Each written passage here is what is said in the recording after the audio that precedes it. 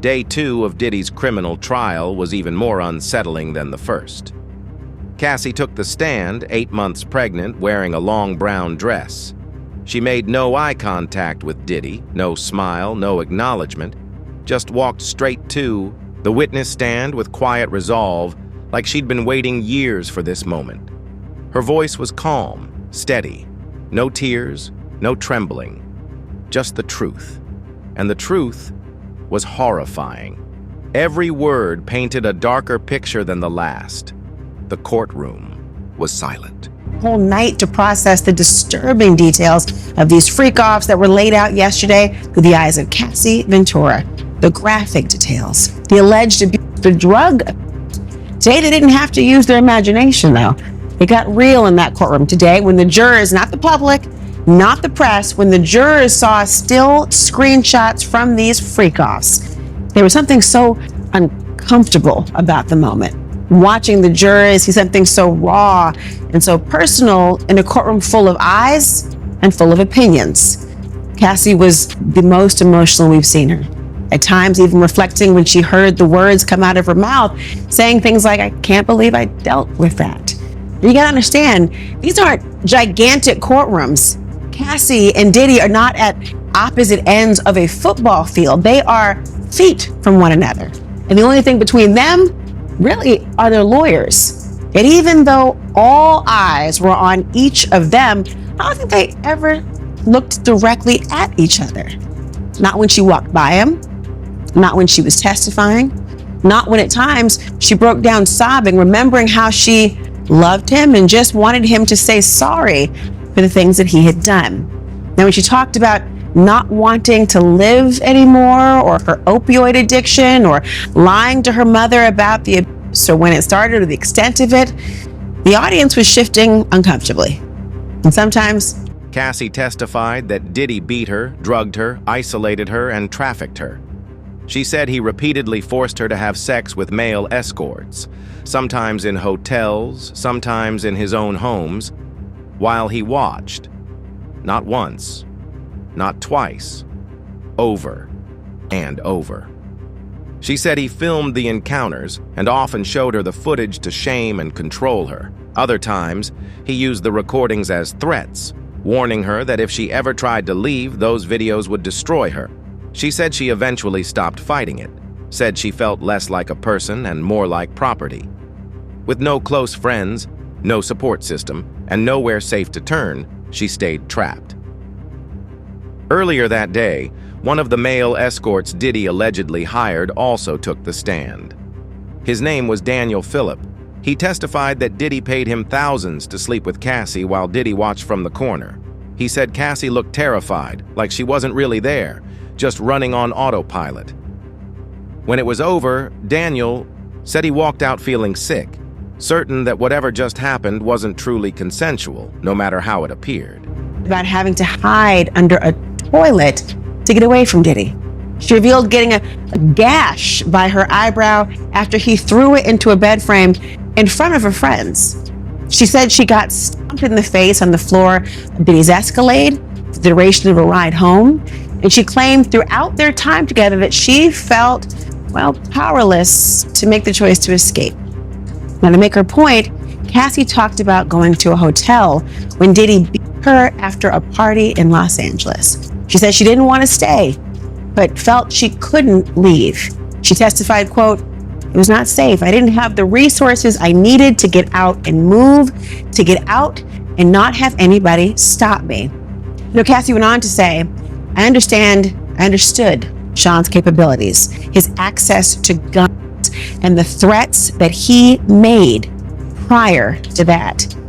Cassie clarified her testimony from yesterday as well, saying that there were times that she did try to fight back or even initiated violence. She testified she did so earlier on in their relationship, but she quickly found out it could backfire, telling the prosecutors, quote, that it could escalate the fight more and make it worse for myself.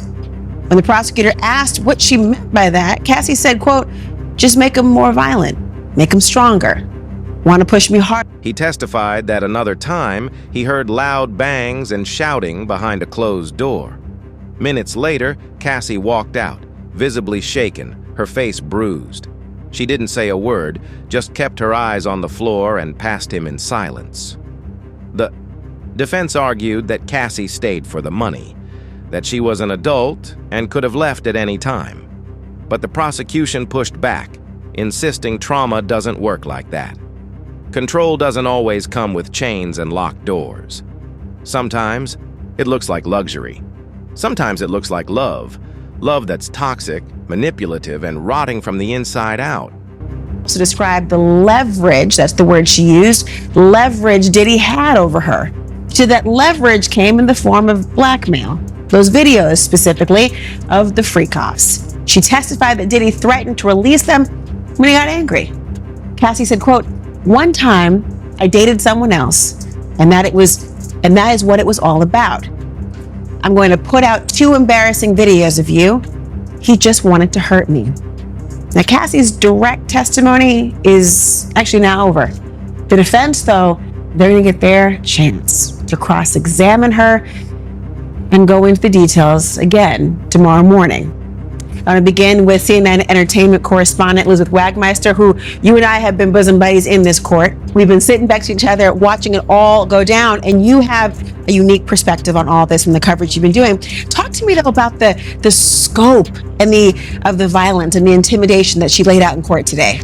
Yeah, Laura, so as you said, her first day of testimony yesterday really focused on these freak-offs. Today focused on the physical abuse, the domestic violence. This was the first time that the jury saw photographic evidence of the injuries. You mentioned this gash on her eyebrow. We saw bruises all over her body, a black eye, a fat lip. I want to walk you through just some of the instances that Cassie brought up when she testified today. One time she said that she and her girlfriends, they went to Prince's party. Yes, the musician Prince. Diddy was there. He didn't know she was going to be there. He got angry and she said, quote, "He beat me up."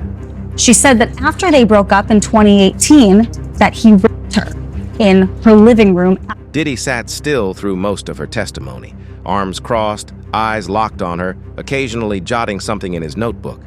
But he never looked away. When Cassie stepped down from the stand, the courtroom stayed completely silent. No whispers, no movement, just the sound of her heels on the floor and the soft click of the door behind her. She was only 22 when Diddy first introduced her to what he called freak-offs. At first, it sounded like some dark, twisted fantasy. But soon, it became routine. A part of her life, she said, left her feeling used, degraded, and utterly worthless. They're showing an incident from Toronto. She said she put her hair over her eye to hide a bruise, and then they went to the Hamptons. She said that Sean Combs wanted to then have a freak-off in the Hamptons, so they got a hotel and an escort. She said that the escort was named Dave. She took the drug GHB, and she went into a G-hole, which sounds like some type of blackout. She woke up and she was naked in the shower, and Dave and Sean were freaking out. "I bugged out. It wasn't pretty," is what she said in the testimony. She said, "Then what?" Ventura responded, "I spoke to a friend of Sean's, and then we had a freak off." And then they showed another photograph, and it shows her eyebrow that had healed up a little bit a week later, and she has a permanent scar on her eyebrow, she said, from this. And she is shown another photo from the Cannes Film Festival. She said Sean accused her of taking drugs from his boat and threw her off of the boat, but her passport was still on the boat. She was on the red carpet for some type of event that night, and she said she attended the movie. They then went to New York. There was a commercial flight that they took. She traded her seat to get away, but he traded to get next to her. What did he show you? Freak-off videos. So we've heard about this, him showing videos and then using that as kind of blackmail material, if you will. She said that he played the freak-off videos for me on one of his laptops. He said he would release them. So that's some pretty... Before any of it happened, Diddy had rules, a checklist. Cassie had to keep her nails a certain way, white or French tips only. Her body had to be just right, tanned, waxed, fit. He'd comment on everything, her figure, her breasts, even how she walked and spoke. She wasn't just showing up. She was preparing for a performance. The first time happened in his LA bedroom. She didn't know the man involved, only that he'd been paid. She'd taken ecstasy and drank beforehand, trying to dull her anxiety. Diddy controlled every detail: lighting, outfits, baby oil. Sometimes he had her wear wigs and masks, turning it into something secretive and surreal. Legal experts say Cassie's testimony could prove pivotal in the trial. Her story doesn't just show abuse, it reveals a pattern of control, manipulation, and psychological terror. That she and her girlfriends, they went to Prince's party. Yes, the musician Prince. Diddy was there. He didn't know she was going to be there. He got angry and she said, quote, "He beat me up." She said that after they broke up in 2018, that he raped her in her living room at her home. She also said that it wasn't just her, that one time he held one of her friends over the balcony on the 17th floor of her apartment in Los Angeles and hit another one of her friends with a wooden hanger. And she lost that friendship. That was a best friend of 17 years she described, and then they don't communicate any longer. I'm curious to see how the prosecution might develop those connections a little bit more full. Saw him drag an assistant out of bed. I saw him punch Eli in his head. One time in Turks and Caicos, he dragged a person. I believe we had a freak off in Turks and Caicos. What floor did you live on at Comstock? The 17th floor. Did a friend stay with you? Yes. Sean came and held her and threw her on the patio furniture out over the balcony. I saw Sean bring her back in from over the balcony, and then he threw her on the patio furniture.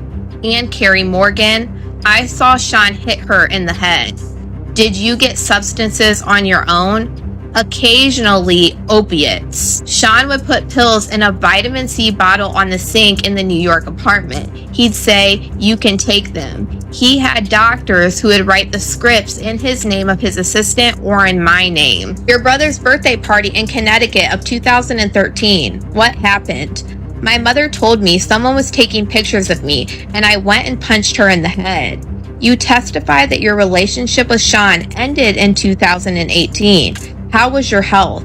I was sleepwalking. I had PTSD. Defense rules objection. What is this? A photo of my front door in 2018. Publish it to the jury. Why is there a knife there? Sean was coming around a lot, so I had it. August of 2018, what happened? We have a closure conversation at a restaurant in Malibu. He was trying to convince me to go to Burning Man. Were you seeing anyone? My now husband, Alex Fine. What happened next? Sean came to my house and arred me on the living room floor. His eyes were black. It was like taking something from you. You cried? What did Sean do? He continued and finished inside of me.